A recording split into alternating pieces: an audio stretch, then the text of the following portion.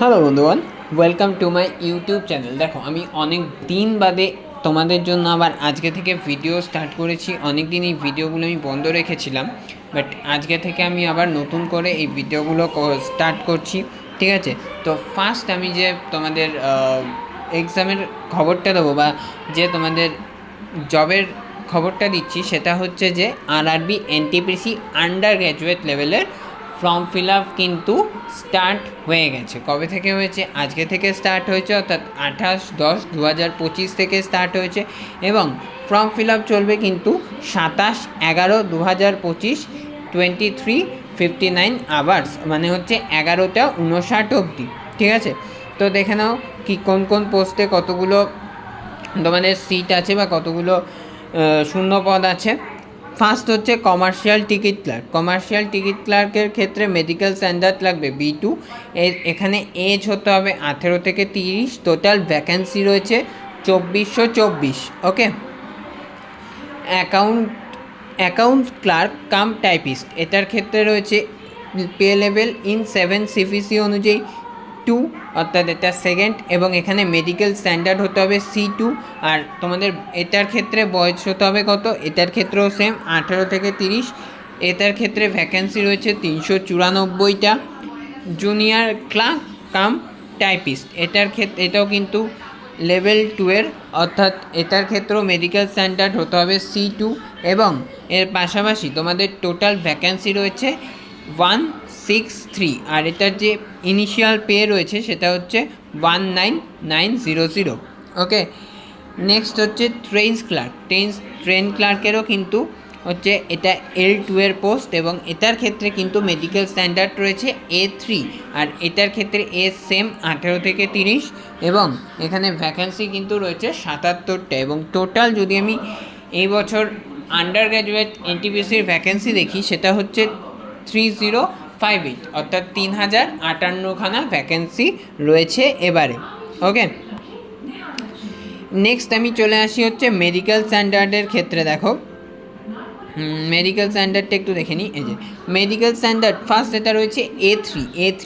তোমাকে physically fit in all respect, মানে এটার ক্ষেত্রে তোমার ফিজিক্যালি ফিট হতে হবে এবং তোমার যে ডিস্টেন্স ভিশিয়ান রয়েছে মানে দূরের পাওয়ার, সেটা হতে হবে 6/9 উইথ অর উইদাউট গ্লাসেস, মানে তুমি যদি চশমা পরো বা চশমা না পরো দুটোর ক্ষেত্রেই কিন্তু 6/9 হতে হবে। ওকে, আর নিয়ার ভিশিয়ান কত? 0.6 এবং 0.6 with or without glasses and must pass tests for color vision, binocular vision, night vision and myopic vision। অর্থাৎ এখানে তোমাকে কালার ভিশিয়ান, বাইনোকুলার ভিশিয়ান, নাইট ভিশিয়ান এবং মায়োপিক ভিশিয়ান কিন্তু পাস করতে হবে। কালার ভিশিয়ান মানে হচ্ছে কতগুলো তোমায় কালার দিয়ে দেবে এবং সেখানে তোমাকে দেখতে হবে যে তুমি কোন কালারটা ভালো মতো দেখতে পাচ্ছ। ওকে, নেক্সট আসি হচ্ছে B2 এর ক্ষেত্রে দেখো ডিস্টেন্স ভিশিয়ান হচ্ছে 6/9 এবং 6/12। 6/12 হচ্ছে তোমার চশমা পরে বা চশমা ছাড়া। Okay, power of lenses not to be exceeds 4D, অর্থাৎ লেন্স যদি ইউজ করে তাহলে সেটা 4Dর বেশি হবে না। এবং নিয়ার ভিশিয়ান এটার ক্ষেত্রেও সেম আছে 0.6 with glass or without glass when reading or closing work is required and must pass test for field of vision, binocular vision etc. ওকে, তো এটার ক্ষেত্রেও খুব একটা চাপ নেই। নেক্সট আমি C2টা দেখি, physical fit in all respect. Distance vision হচ্ছে 6/12 এবং এক্ষেত্রে nil with or without glasses. Okay, এক্ষেত্রে তোমার ভিশিয়ান হতে হবে 6/12 এবং তার পাশাপাশি nil with or without glasses, মানে তুমি যদি চোখে একটু পাওয়ার কম থাকে তাহলে সেটায় কোনো অসুবিধা হবে না C2 এর ক্ষেত্রে। ওকে, নিয়ার ভিশিয়ান কত? 0.6 combined with or without glasses wear reading or close work is required. এক্ষেত্রে কিন্তু তোমার সামনের ভিশন 0.6 হলেই হবে। ওকে, অর্থাৎ যদি কারোর চোখ খুব খারাপ হয় তাহলে সে মোটামুটি এই C2 এর যে দুটো পোস্ট আমি বললাম, অর্থাৎ C2 এর পোস্টগুলো আরেকবার আমি দেখিয়ে দিচ্ছি। দেখো, এখানে C2 এর যে আমি পোস্ট দুটো বললাম, একটা হচ্ছে অ্যাকাউন্ট ক্লার্ক কাম টাইপিস্ট এবং জুনিয়র ক্লার্ক কাম টাইপিস্ট, এই দুটোতে তোমরা অ্যাপ্লাই করতে পারো। আর তার পাশাপাশি সিসিটিসি যেটা আছে সেইটাতেও কিন্তু সকলে অ্যাপ্লাই করতে পারো, কিন্তু ওই যেটা বললাম সেটা মাথায় রাখতে হবে যে 6/9 এবং তার পাশাপাশি 6/9 উইদাউট বা উইথ গ্লাস হতে হবে। ওকে, আচ্ছা, এবার আমি নেক্সট যেটা বিষয় বলবো সেটা হচ্ছে এজ। দেখো, এজ কিন্তু খুব একটা ভাইটাল জায়গা যে কোনো ফর্ম ফিল আপের ক্ষেত্রে।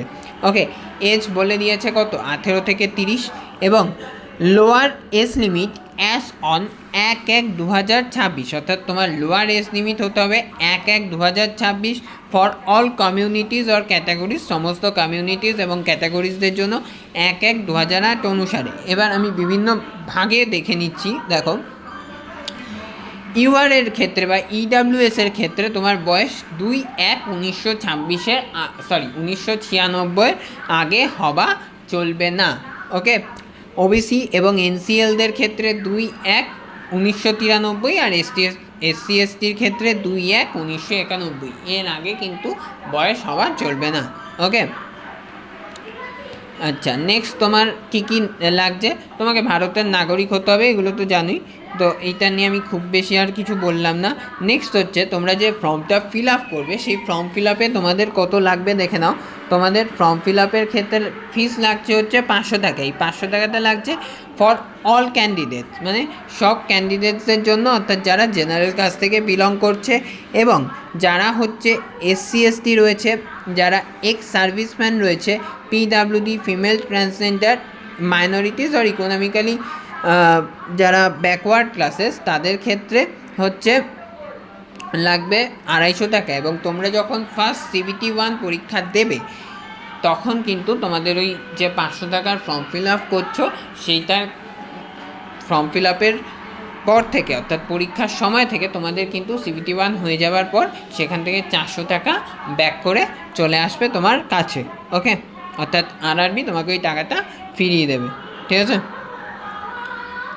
আচ্ছা, নেক্সট যেটা বলবো সেটা হচ্ছে যে আমাদের সিলেবাস কী আছে, একটু দেখে নাও সিলেবাসটা। আচ্ছা, ফার্স্ট যেটা নিয়ে কথা বলবো সেটা হচ্ছে তোমাদের CBT। এটা তোমরা আগে যারা পরীক্ষা দিয়েছো তারা সকলেই জানো যে এখানে দুটো CBTতে পরীক্ষা হয়, একটা CBT 1, CBT 2। CBT 1 যেটা, সেটা হচ্ছে 90 মিনিট, এটা আমি আলাদা করে তোমাদের পরে ভিডিও করে দেবো CBT 1 CBT 2 নিয়ে, কারণ কী কী পড়তে হবে এই সংক্রান্ত আমি একটা আলাদা ভিডিও নিয়ে আসবো। ওকে, এখন জাস্ট এইটুকু জেনে রাখো যে তোমাদের যে CBT 1 সেখানে জেনারেল অ্যাওয়ারনেস আছে 40, অর্থাৎ জেনারেল অ্যাওয়ারনেসের মধ্যে কী কী রয়েছে, history, geography, polity, current affairs, static GK, computer, তারপরে রয়েছে সায়েন্স অর্থাৎ ফিজিক্স, কেমিস্ট্রি এবং বায়োলজি। ওকে, আর ইকোনমিক্স। ঠিক আছে, আর বায়োলজির মধ্যে কিন্তু ইভিএসও রয়েছে। ঠিক আছে, তো এই টোটালটা মিলিয়ে তোমাদের যাবে হচ্ছে 40 নাম্বার, অর্থাৎ টোটাল যে জেনারেল অ্যাওয়ারনেস এতগুলো সাবজেক্টকে নিয়ে তৈরি হয় সেটা নিয়ে টোটাল 40। ম্যাথামেটিক্স, অর্থাৎ ম্যাথামেটিক্সের ক্ষেত্রে কী কী রয়েছে বলে দিই। অ্যারিথমেটিক মানে যেটা পাটিগণিত, তারপরে রয়েছে অ্যাডভান্স মানে যেটা অ্যালজেব্রা রয়েছে, ট্রিগোনোমেট্রি রয়েছে, এগুলো মেনসুরেশন রয়েছে, এই জিনিসগুলো, জিওমেট্রি আছে, এবং তার পাশাপাশি কিন্তু ডিআইও রয়েছে। এই টোটালটা নিয়ে হচ্ছে 30। আর তারপরে রয়েছে জেনারেল ইন্টেলিজেন্স অ্যান্ড রিজনিং, মানে জিআই এবং রিজনিং, সেখানে 30, অর্থাৎ টোটাল হচ্ছে 40 + 30 + 30, টোটাল 100 নাম্বারের পরীক্ষা হচ্ছে CBT 1 এর ক্ষেত্রে। CBT 2-এ যখন তুমি CBT 1 পাস করে গেলে তারপর তুমি বসবে CBT 2-তে। CBT 2-তেও কিন্তু তোমাদের সেম টাইম থাকবে 90 মিনিট, শুধু এখানে নাম্বারটা চেঞ্জ হয়ে যাবে। অর্থাৎ তোমাদের যেটা জেনারেল অ্যাওয়ারনেস CBT 1-এ 40 নাম্বারের হচ্ছিল, সেটা এই CBT 2-তে এসে 50 নাম্বারের হবে, অর্থাৎ এখানে 10 নাম্বার বেড়ে যাচ্ছে। ম্যাথামেটিক্স যেটা হচ্ছিল 30-এ সেটা হবে 35-এ। General awareness general intelligence and reasoning যেটা 30-এ হচ্ছিলো সেটাও হবে 35-এ। নেগেটিভ মার্কিং কত, নেগেটিভ মার্কিং হচ্ছে 1/3 বা সব থেকে বলা ভালো 0.33 নেগেটিভ। ওকে, নেক্সট আসি হচ্ছে আমাদের সাবজেক্ট, মানে কোন সাবজেক্টে কী কী সিলেবাসে রয়েছে, এটা নিয়ে আমি পরে আলোচনা করব। তো আমি এখন জাস্ট হালকাভাবে একটু বলে দিচ্ছি। দেখো, ম্যাথামেটিক্সে আমাদের কী কী রয়েছে, নাম্বার সিস্টেম রয়েছে, ডেসিমেল ফ্র্যাকশন রয়েছে, এলসিএম এসসিএফ, রেশিও প্রপোর্শন, মানে এই জাতীয় জিনিসগুলো আছে, simple interest, compound interest, profit loss. Okay, GR ক্ষেত্রে রয়েছে অ্যানালগি, মানে যেগুলো সাধারণত তোমরা আগেরবার করেছো সেই সেম প্যাটার্নটাই রয়েছে। ওকে, তারপরে জাম্বলিং রয়েছে, ভেন ডায়াগ্রাম রয়েছে, পাজেল রয়েছে, জেনারেল অ্যাওয়ারনেসের ক্ষেত্রে যেমন তোমাদের কারেন্ট অ্যাফেয়ার্সের মধ্যে কারেন্ট যে ইভেন্টগুলো ঘটছে সেগুলো রয়েছে।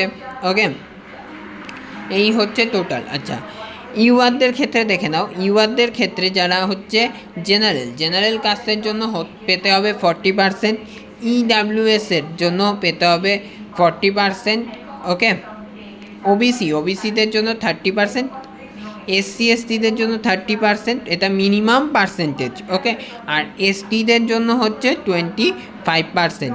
ওকে, এটা আমি জাস্ট মিনিমাম পার্সেন্টেজটা বললাম, এবার পার্সেন্টেজ কিন্তু অনেক সময় এটার থেকে অনেকটাই বেড়ে যায়, যেটা এবছরে হয়েছে।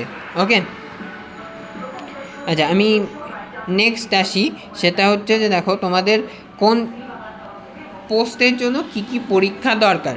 ওকে, তো যেটা সিসিটিসি অর্থাৎ কমার্শিয়াল কাম টিকিট ক্লার্ক, এটা তোমাদের হচ্ছে L3 পোস্ট। ওকে, হ্যাঁ, এটা তোমাদের হচ্ছে L3 পোস্ট, এবং এটার জন্য কি ফার্স্ট তোমাদের যে কোনো পরীক্ষায় হোক না কেন, সেটা অ্যাকাউন্ট ক্লার্ক কাম টাইপিস্ট হোক, জুনিয়র ক্লার্ক কাম টাইপিস্ট বা ট্রেন্স ক্লার্ক হোক, যে পোস্টই হোক, সেগুলো প্রত্যেকটার জন্য হচ্ছে যে তোমাদের কি লাগছে না, তোমাদের এটার ক্ষেত্রে হচ্ছে CBT 1 এবং CBT 2 এই দুটো দিতেই হবে, অর্থাৎ এই দুটো কিন্তু তোমাদের এই পরীক্ষাগুলোর জন্য একদম কমন পোস্ট। ঠিক আছে, তারপরে দেখো নেক্সট যেটা বলবো সেটা হচ্ছে যে যারা সিসিটিসি টার্গেট করছো বা যারা ট্রেন ক্লার্ক টার্গেট করছো, তাদের ক্ষেত্রে কিন্তু কোনো রকম কোনো টাইপিং টেস্ট দিতে হবে না। আমি আবারও বলছি, যারা সিসিটিসি এবং ট্রেন্স ক্লার্ক টার্গেট করছো তাদের জন্য কোনো রকম কোনো টাইপিং টেস্ট দিতে হবে না, কিন্তু যারা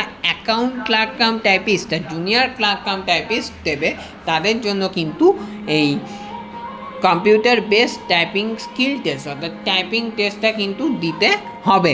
ঠিক আছে, আর তারপরে তোমাদের ডকুমেন্ট ভেরিফিকেশান হবে, দেন মেডিকেল হবে, যেটা বললাম।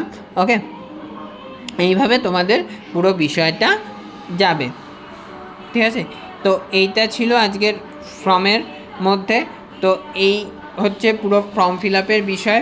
ঠিক আছে, নেক্সট ভিডিওতে আমি তোমাদের এনটিপিসি গ্র্যাজুয়েট লেভেলের যে ফর্মটা বেরিয়েছে সেইটা নিয়ে তোমাদের একটা ভিডিও করে দেবো কাল বা পরশু, যদিও ওইটা আগে বেরিয়েছে, বাট আমার ওই ভিডিওটা করা হয়নি, কিন্তু আমি করে দেবো, সেটা নিয়ে কোনো অসুবিধা নেই। আর তারপরে তোমরা এনটিপিসির জন্য কী কী পড়বে সেই টোটাল সিলেবাস নিয়ে আমি একটা ভিডিও করব। ঠিক আছে, তো আজকের মতো আমি এলাম, সবাই ভালো থেকো, টাটা।